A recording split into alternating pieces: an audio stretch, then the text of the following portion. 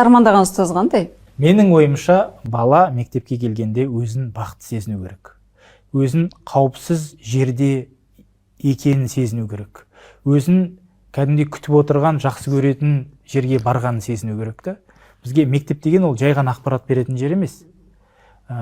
Егер мектепте бала бақытты болатын болса, онда бізде жалпы қоғамда басқа болады.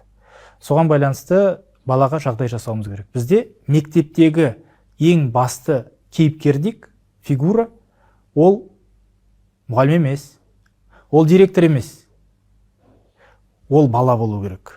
Міне балаға негізделген білім беру жүйесі. Өйткені ең бастысы біз кімді тәрбиелеп жатырмыз?